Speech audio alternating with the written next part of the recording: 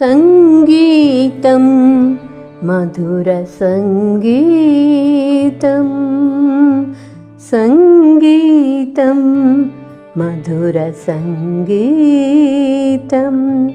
సరిగమ పదని సా సానిరప మగరిసా. స్వరాల ఆరోహణ అవరోహణ కాదు, సంగీతం అంటే మధుర భావన. మన అన్ని భావాల్లో మన తోడు. మన యవ్వన మధ్య వృద్ధాప్యాల్లో మనకి ఆలంబన.